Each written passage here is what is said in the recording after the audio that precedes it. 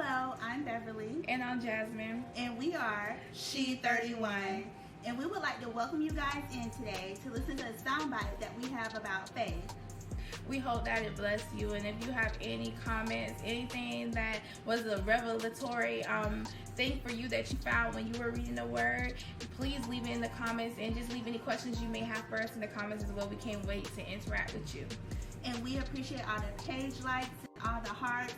And we really hope that you find some nuggets within this soundbite. So thank you guys again. Even just talking about some of the main points that we noticed from the story and how it definitely could play into how we are today, and even about the Bible itself.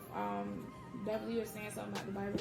Oh yes, I was saying that the Bible, how it reminds me of movies, that no matter how many times you can read a certain story in the Bible or you can hear a message about it, each time that you hear it or read it, you notice something different that you never noticed before, or you hear something different like you never noticed before. Because I know so many times I look at a movie so many times, I'm like, well, I never noticed that in that scene, or I never heard that, or I never got that before. And it's the same thing with the Bible. You can like read it and hear the messages, but sometimes it just, you get a whole different understanding from it. That's so true, because like the more I was reading, like one thing that I noticed like recently, and it really like threw me off, was that Adam was the only one who received the instructions about not eating from the tree, because Eve hadn't been created yet. And a lot of times we go, that darn Eve done messed it up for everybody. Now I got to worry about having childbirth and all that stuff like that. But we didn't even realize that, one, Adam was the one who received the instructions. And the whole time that Eve was having this conversation with the serpent, Adam was there. So Adam was there through the whole conversation, but we always give Eve the rap of why you messed it up for everybody.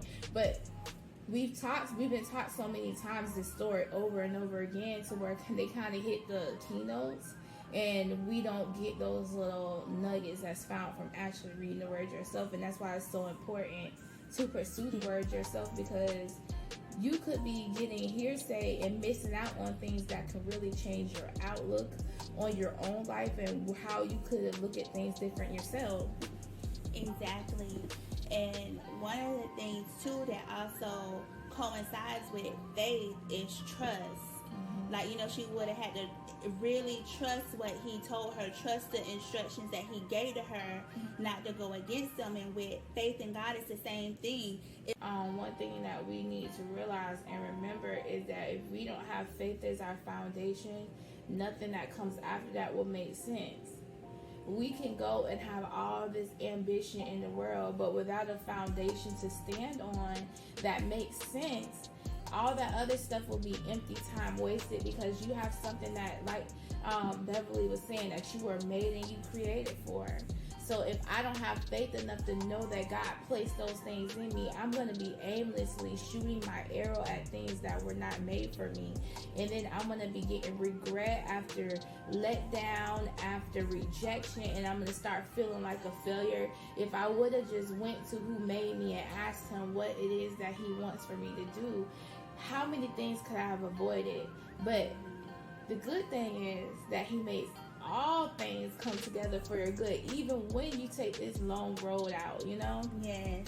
And that's so true. And that just comes with having that relationship with him, having the relationship and that trust, the wait for him to answer. Yes. Because sometimes you go based off what you see. You see that, okay, my check isn't looking right.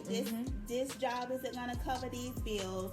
Or you see, like, you know, I'm so sick and I just don't know how I'm going to go to this appointment or that appointment. But to have the trust in him and the faith, and to have that relationship with him, to go to him and pray and truly wait for an answer, and have the faith and stand to believe on that he's going to make a way. Because I know so many times, instead of praying to God for an answer or for guidance, I kind of go into one of the kind of prayers like, now listen up, God. This is what we about to do, okay? And then you want him to co-sign on it, when he ain't the co-signer. He's the signer. He's the creator. Mm-hmm. You know, I'm the instrument. I'm the co-signer to say, okay, God, I'm willing to do it. I'm willing to go. But so many times we just want God to like co-sign off on this stuff that isn't even for us, instead of just having the trust to go to him and the faith to stand on that he's going to do what he said he was going to do.